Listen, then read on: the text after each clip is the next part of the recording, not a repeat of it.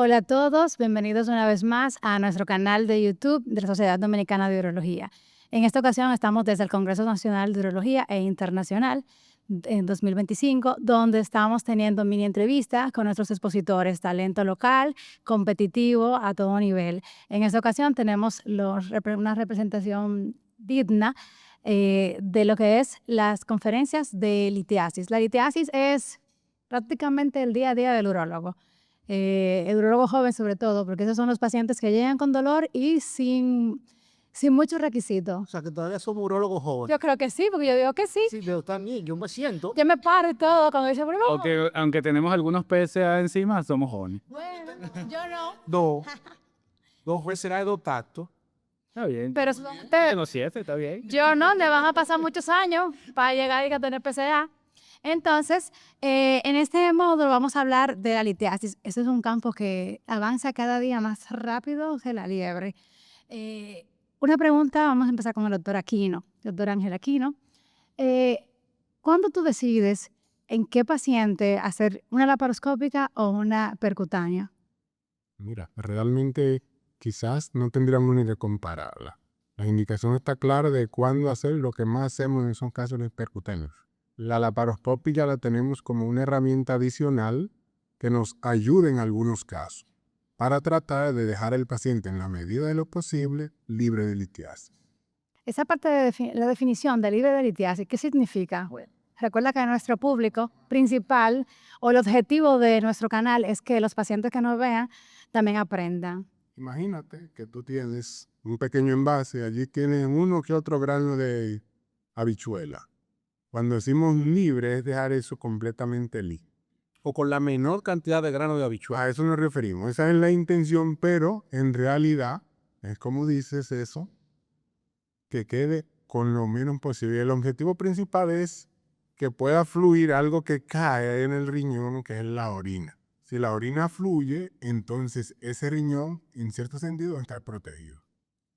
Sí, eso es muy importante, por eso te decía que aclararas qué era, porque nosotros no vendemos falsas esperanzas y realmente dependiendo de la cantidad de cálculo, las ubicaciones, la complejidad también del mismo paciente, sería muy iluso decirle que en un solo procedimiento va a quedar libre de cálculos y es una expectativa que tratamos de que sea lo más real posible, que no es un engaño, no es que esté mal operado, pero realmente cierta cantidad de cálculos con un tamaño insignificante funcionalmente, no es un, no habla de que fue un fracaso de la cirugía, de que si te sale en un estudio cálculo, no es a la palabra lo que nos vamos a enfocar, sino más bien a que funcionalmente no tienes una piedra que te esté obstruyendo. Te esté causando daño. Mira, tu pregunta es muy interesante porque, por ejemplo, si nos vamos a Brasil, en Brasil optan mucho por los cálculos piélicos, hacerlo vía laparoscópica. Y uno se pregunta, pero un cálculo piélico, 3 centímetros, 2 centímetros, en una percutánea, incluso en una endoscópica, se pudiera hacer muy bien, pero ellos tienen mucha confianza en la cirugía laparoscópica. Y estos cálculos piélicos, incluso cálculos coraliformes, lo optan mucho o por la vía robótica o por la vía laparoscópica. Ya en nuestro medio, por ejemplo, por un tema de recursos, entiendo que lo más económico es la vía percutánea. Ya la vía endoscópica láser o mini-per resulta quizás un aumento en el gasto de bolsillo del paciente, porque el paciente tendría que cubrir el láser, que quizás en muchos ARS no tienen la cobertura en República Dominicana. Pero entiendo que dependiendo de la habilidad del urólogo, por lo que el urólogo se sienta cómodo, si el urólogo se siente cómodo con una cirugía laparoscópica, en un cálculo, por ejemplo, vamos a poner los 3 centímetros ahora, que es el que está en boga acá en el Congreso, vía laparoscópica, no está mala la opción. Y si el paciente también entiende y participa de la elección del procedimiento y te dice, sí, yo confío en la laparoscópica o yo confío en la percutánea, entiendo que no, nadie va a tener la razón. Bueno, pues viendo por ese lado donde va esa pregunta, doctor Medero, usted que es cirujano robótico y que está en la actualidad trabajando activamente con ese robot, ¿cuándo usted cree que verdad tenga mucho futuro el uso del robot en litiasis? ¿Por dónde lo ve? ¿Cómo va eso? Mira, la utilidad del robot obviamente es múltiple y es algo que nos favorece mucho operar. En el caso de la litiasis, que nosotros somos unos cirujanos bendecidos porque iniciamos la cirugía por la vía natural, o sea que no tenemos que hacer incisiones, en una gran mayoría de casos, siempre deberíamos optar por irnos en las vías naturales. Como muy bien dijo César, la cirugía laparoscópica y su avance, que sería la cirugía robótica, es posible. No son las primeras elecciones, pero siempre hay un paciente que te puede hacer un llamado de atención y tú puedes tener alguna diferencia en ese momento a dejar la parte endoscópica porque le ves algún beneficio en algunas situaciones y hacerlo robótico. Y más aún, puedes hacer complementos de cirugías endoscópicas apoyadas en cirugías robóticas, como lo hablamos hoy, en el tema de situaciones en las cuales el paciente califica perfectamente para una cirugía percutánea, pero tenemos un gran enemigo, o por decir una situación anatómica especial, que es el colon interpuesto, en el cual pues no podemos hacer la cirugía percutánea. Entonces nos apoyamos en la cirugía laparoscópica para hacer la movilización del colon y hacer una punción segura, porque al final todos estos procedimientos se basan en que el paciente, lo primero es que salga bien, lo segundo es que le resolvamos su problema y que se vaya a su casa feliz. Y nosotros felices también porque no tenemos complicaciones. Entonces sí hay un universo de posibilidades. Todas las opciones pueden estar, como diría nuestro gran presidente Trump, sobre la mesa, pero tenemos que saber cuál elegir en el momento que sea necesario. Exactamente. No todo es necesario en el mismo momento. Creo que lo más importante es estar equipado y tener las opciones. Yo tengo una paciente que ella es familia de urólogos, de 2 urólogos, y la hemos operado en conjunto. O sea, ¿sabes lo que es tener 2 torres de laparoscopía? Tú sabes. 2 torres de laparoscopía percutánea con el láser por el otro lado y con el neumático también. Y llevamos varias cirugías con ella. Creo que 4, ¿verdad? Sí, lo que vamos a hacer. No, esa es la hermana del doctor. Sí, bueno, es una paciente. Y todavía no he terminado. Sí, claro, los retos en cada cirugía son diferentes, cada escenario tiene unos niveles de complejidad. El caso de esa paciente en especial es una paciente que era una piedra y el riñón. O sea, él Entonces, el riñón. no, exacto. Entonces, en Los ese, en dos ese riñones. punto, tú tienes que jugar a varias cosas. Uno, que sea factible que le quitemos la mayor cantidad de cálculos, como ustedes muy bien lo dijeron, sin poner en riesgo la vida de ella. Y que si hace falta, pues pueda someterse a nuevos procedimientos cada vez menos invasivos, porque hemos ido haciendo cosas cada vez menos invasivas, pero también siendo realistas en que no somos dioses y también cuando queremos ser dioses nos podemos complicar y Así pasamos es. los tiempos quirúrgicos. Exactamente. Esas cosas que nosotros ya sabemos. Mira, aquí hay un detalle muy importante que no debemos pasar desapercibido, y es que en muchas ocasiones nos vemos en la obligación de tener que cambiar de técnica o ajustar la técnica, lo que nos obliga a disponer del instrumental necesario para que esto suceda. El paciente se lo explican porque es tu deber, pero él no entiende qué es hacer una cosa u otra. Lo que él ve es si me siento bien en el postquirúrgico, me siento mal. Si me siento bien, entonces, bueno, él asume que le fue bien, pero no sabe que tuvimos que entrar, si fue una percutánea convencional que iniciamos, luego tuvimos que entrar por abajo. El láser no se pudo con él, lo tuvimos que cambiar, o el neumático. O sea, tiene uno necesariamente que estar preparado para lo que se pueda presentar. Aunque hayas visualizado tus imágenes, presentado el caso, una cosa es eso y otra en el mundo real ya cuando tienes el paciente en la mesa de cirugía. Así es. Eso tan, vamos a ponerlo así, hasta tan simple como la primera pielografía y el transquirúrgico te puede cambiar la idea completamente del plan que llevas. Y hay pacientes incluso que la tomografía y el Eurotac, tú ves quizá un uréter que a lo mejor pudiera ser trabajable por vía endoscópica, y cuando tú llegas, entonces el paciente tiene un uréter totalmente desorganizado o unos cálices con infundíbulos pequeños totalmente desorganizados, que tú dices, no, espérate, no es lo que yo creo. Entonces, voy a tener que hacerle punción, o voy a tener que entonces introducir un ureteroscopio más la punción. Y muchas veces por eso es que hay que hablar antes de la cirugía, para uno no crear una falsa expectativa en el paciente y que el paciente vea la posibilidad incluso que pudiera salir con una cirugía combinada. O sea, que después de la primera cirugía que se planificó pudiera salir con una cirugía endoscópica o con una cirugía laparoscópica o con una cirugía percutánea. Exacto. En ese mismo, ay, perdón. Nosotros los urólogos tenemos algo muy simpático, que nosotros estamos operando desde la oficina, sobre todo en el caso de las litiasis, porque la planificación de tu cirugía es en la oficina. Exacto. Y como tú lo dijiste, César, a veces tú tienes todo muy bonito en una tomografía y tú vas con un plan de trabajo y cuando llegas a la realidad, bueno, el urete no es complaciente. O el urete es sumamente complaciente y se ve bellísimo en la tomografía, pero no se ve el meato. Y el meato no te deja pasar. Por suerte tenemos algo que podríamos llamarle una ventaja. Como son cirugías endoscópicas, si no puedes, San Catéter, bien Sruel. Y como ya se Es una opción, sí. invasión que involucre la piel, pues entonces su recuperación inmediata va a ser muy buena y puedes ir a un centro. La única lucha que tenemos en ese caso es que el paciente va a decir, doctor, pero usted no me operó. ¿No me sacó la piedra? Exacto. Porque para él la cirugía es que le saquen la piedra. Ahí es donde entra la comunicación efectiva con el paciente. Muy bien dicho. Exacto. Algo que conversábamos ahorita en la ponencia es relacionado con eso. El paciente debe tener claro que yo puedo salir de la cirugía y explicarle a él y a los familiares que no pude sacarle la piedra. Porque como bien decías, vamos con las mejores intenciones. Pero cuando entramos nosotros en gente de fe, Dios decidirá si podemos o no podemos. Así es. No, y algo importante que genera costos.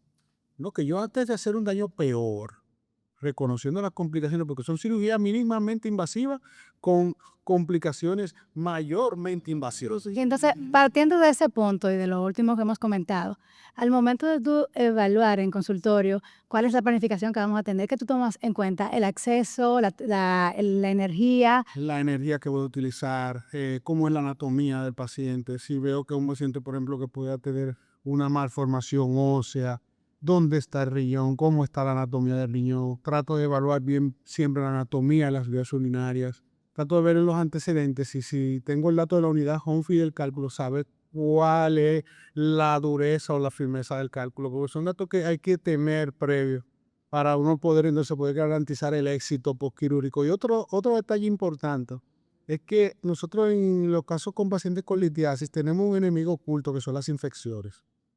Y muchos pacientes incluso que no han hecho una primera infección después de la cirugía, cuando pulverizamos el cálculo principalmente. Entonces son pacientes que mientras tienen el catéter doble J y después que le quitamos el catéter doble J, hacen episodios recurrentes de infección de vías urinarias. Y son también de los datos que hay que decirle al paciente, no, mire, usted nunca ha hecho una infección, o si usted está haciendo infección, va a hacer más infecciones después que yo lo opere. Y controlar la infección incluso pudiera requerirme o una hospitalización, o que yo le quite el catéter antes de tiempo, o cualquier cosa que nosotros podemos hacer, porque sabemos que de las peores complicaciones que tiene la cirugía renal o litiasis son las fiebres y la sepsis.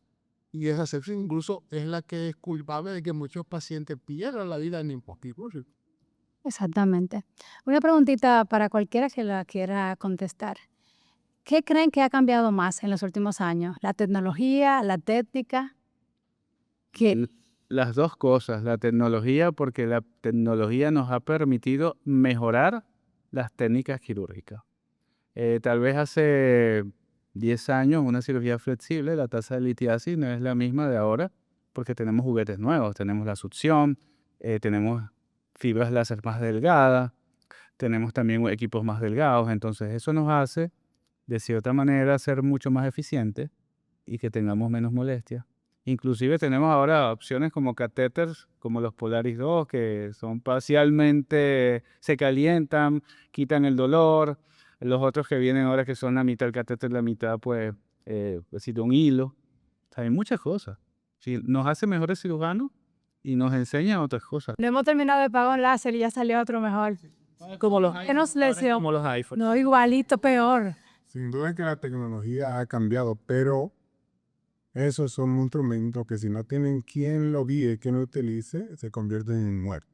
Yo pienso que aquí lo más importante es la motivación que ha tenido el urólogo dominicano para montarse en ese carro de la tecnología y olvidarse por un momento si es más caro o es más barato, sino pensar en qué es lo que el paciente necesita.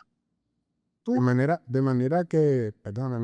manera que, aunque tenemos mayor acceso a la tecnología, también tenemos urólogos preocupados por adquirir ese conocimiento. Y gracias a Dios hoy en día estamos manejando todo esto. Nada que envidiarle a ningún hospital del mundo. No, sí, y voy a sacar a Medero esta pregunta, pero tú dijiste en un momento, pueden hacer preguntas. Y vamos a hacer esta pregunta a los otros tres. Por ejemplo, poniendo todos los procedimientos endoscópicos que hacemos ahora, la amplia gama, tanto en próstata como en riñón, como en las vías urinarias endoscópicas. Por ejemplo, en tu proceso de formación, ¿cuántas cirugías mínimamente invasivas tuviste, más o menos? Tírate un número, 10 a 20, 20 a 30. ¿El litiasis? Ajá, en litiasis. Bueno, yo te diré que teníamos la facilidad de que externamente venían, Podemos la neuroláser, vamos a ponerlo así, no importa. no que no te podría decir. Disculpa la araña que lo mencione, pero yo sé porque yo pasé por neuroláser. Exacto, pero realmente en el hospital fueron muy pocas y fue por recursos ajenos. Yo me atrevo a... Es más, te voy a decir algo, el flexible es algo que yo aprendí a usar, Fue graduado. pues me enseñó Peralta. Por ejemplo, No te puedo imaginar. número mío, en el hospital central, quizás litiasis ureterales, porque lo único que la hacía era el doctor Fernández Suco, yo pude haber visto unas 3 en 4 años. Mira, nosotros tuvimos, Disney. podemos decir, la suerte, así mismo, de que los egresados estaban haciendo su curva. Iban con cierta frecuencia al hospital. Y ojo, no nos tocaba hacer, nos tocaba ver. Pero ya te vas haciendo una idea de lo que viene, de lo que se está haciendo. Tú te dices hacia los adentro, bueno, cuando termine acá, en el hospital no puedo, pues buscaré dónde ir para aprender esta cosa. Exacto. Y todos sabemos acá que el mundo en la calle son las cirugías menores y las litiasis porque no aguanta. Un empleado, después que va 2 veces al centro médico con el cólico, el mismo jefe le dice, mira, si es el problema, espérate porque yo no te puedo tener toda la semana de licencia. En ese sentido, como esta la operan, son de las que más se hacen. Y los urólogos hemos entendido eso. Y creo que estamos bastante preparados en ese. Los urólogos somos curiosos y parece que en todos lados somos fanáticos de la tecnología, pero muy fanáticos. Y al día de hoy, que César creo que es uno de los productos más valiosos de la endurología del país, podemos decir que si bien César vio 4, César tuvo todo el deseo de convertirse en uno de los mejores endurólogos de este país. Y al día de hoy, pues todos los juguetes los... Es más, yo diría sí. que lo oiga Latinoamérica. Bueno, el doctor Alcaraz dijo que estábamos bien y superior a mucha gente, o sea, que yo lo diga, era más secundándolo, que para los recursos que tenemos, a Medero, para el público que no está viendo, él lo excluyó de la pregunta porque Medero es formado, no le en ese sentido, fuera, donde tenía más acceso a la tecnología. Nosotros no. Pero aún con los recursos que nosotros teníamos, hemos salido muy bien adelante a nivel competitivo, ofreciendo la mejor tecnología. Pero Yo quería llevar la pregunta de que, por ejemplo, estamos formando jóvenes que, por ejemplo, quizás solamente de nefrolictotomía percutánea, en lo que vas de mes, yo tengo residentes que quizás lo que yo hice en 4 años, de un solo procedimiento, y ellos lo han dicho 3 veces Exacto. bueno, yo tengo residentes del segundo año que al primer día están haciendo cistoscopias flexibles. Que estamos hablando de que en tu tiempo era impensable. Era ese año después, prácticamente. No, y por ejemplo, me pasa algunas veces haciendo flexibles endoscópicas en el hospital, donde yo tengo que admirar la habilidad de ellos, pero realmente la admiro porque ya ellos desde R2 están haciendo citoscopía, Exactamente. ya se acostumbran un poquito más fácil y espacialmente dentro del paciente también le cuesta menos tiempo que lo que nos costó a nosotros, que a mí me costó que son un periodo de 4 o 5 años tener la habilidad que ellos pueden desarrollar en su periodo de formación como residentes. Hay otra cosa importante en endurología, que tenemos acceso a ver videos. Los videos de todos. Tenemos las plataformas, inclusive streaming, que tú puedes ver videos. Y eso en el tema de una cirugía que se basa en ver es fundamental. Fundamental. Porque tú empiezas aprendiendo, obviamente tú lees, pero el ver es muy diferente. Exacto. Para ir concluyendo, 2 preguntas y la pueden contestar juntos y todos a la vez, organizadamente. ¿Cuál es el error que ustedes consideran que más se hace y que se puede evitar haciendo nefrolectomía percutánea? ¿Y qué consejo le darían a los urólogos jóvenes para que no se metan en un lío? Porque también es algo, así como nosotros también vemos su habilidad, también vemos que quizás nosotros tenemos un poquito más de... Vamos a analizarlo. Sí, son mucho más prudentes realmente, porque nosotros crecimos en una época donde las complicaciones de la nefrolitotomía percutánea eran abundantes y fatales. Y quizás también los números de lesiones, sangrado, por ejemplo, lesión de colon, sangrado, perforación, conversiones, han ido bajando. Y ellos no le tienen quizás ese miedo que nosotros le tenemos al colon, porque ya con ellos muchas veces ya ven el colon y dicen, no, doctor, tenemos que hablar con cirugía general porque nos tumba el codo. Y ellos llevan a los cirujanos tumban el codo Todo un solito. y le va mejor. Ellos también, como tienen la experiencia de nosotros, prevén los riesgos de sangrado en muchos pacientes, prevén algunas complicaciones que quizás nosotros, por la falta de experiencia, no tomábamos en cuenta, pero ellos ya, por los tropiezos de nosotros, ya la toman en cuenta. Y realmente, lo único que yo les pido muchas veces es que sean prudentes, sepan con qué enemigos se van a enfrentar y que tengan todos los recursos necesarios, aunque no lo vayan a utilizar. Mira, hay 2 momentos en la vida que uno es vulnerable. Cuando no sabe y cuando sabe mucho y se confía. Exacto. Entonces, en este tipo de cirugías, siempre tienes que hacer tu checklist de todos los puntos que son problemas. Ver bien la tomografía, ver la fase contrastada si es posible, evaluar los parámetros de entrada y nunca pensar que porque ya yo soy el mejor de los mejores, las cosas van a salir bien. Porque ahí es donde tú te confías y vas a tener complicaciones que son inevitables. Siempre puede haber una complicación. Todo eso está escrito en los libros. No hay nadie que no tenga un paciente que no se complique. Eso no existe. Pero tomamos todas las medidas posibles para que sea la menor cantidad de pacientes posible. Mira, yo soy un pensador de que la prudencia se adquiere con la experiencia. Al principio piensas, bueno, lo que me cuesta 4 horas, cuando pase de 100 lo haré en 2 horas. Podría ser que cuando llega ese momento en donde tú dices, ese paciente yo no lo opero, o este paciente necesito otro instrumental para operarlo, que yo no pasaría nunca desapercibido. Ver todos los cortes de la tomografía. Al momento de yo diseñar mi plan quirúrgico, tengo que ver si la tomografía es de un centro, donde te mandan un corte nada más, que es una situación que tenemos. Si es necesario, o vamos a repetir una simple, o yo le digo al paciente con una nota, lo mando, mire, que me manden todos los cortes de la tomografía, porque yo necesito tener un plan para disminuir los riesgos de complicaciones. Lo que es lo que yo lo haría. Lo otro es estar preparado. Siempre tienes que estar preparado y creo que todos vamos a estar de acuerdo con lo que voy a decir. Tienes que tener claro cuándo parar, cuándo es el lado ir más allá. Yo no puedo, porque tengo que dar a este paciente libre a las 6 horas pedir instrumental adicional. O llegar a las 6 horas. Lo peor, llegarles tiempo, como dicen, no, o sea, exacto. La prudencia, muy bien dicho. Yo digo a los residentes cuando están haciendo, por ejemplo, cirugía endoscópica de próstata y de cálculo, que estas son cirugías que tienen su tiempo. Y los 90 minutos en esta cirugía son cruciales para el éxito o el fracaso de la cirugía en cualquier. Exacto. Así es. Pues le agradezco su participación y que hayan aportado para que toda nuestra comunidad, que va a crecer cada día, recuerden siempre seguirnos, darnos like y comentar y decir cuál de los 3 les gustó más. Todos están casados, decimos es como urólogo. Por si acaso tengo que incentivar a mi público. Así que ya ustedes saben, beban mucha agua, lo suficiente, o si no, estarán en buenas manos. Pueden buscarnos cualquiera. Gracias. Gracias. Muy buena, muy buena.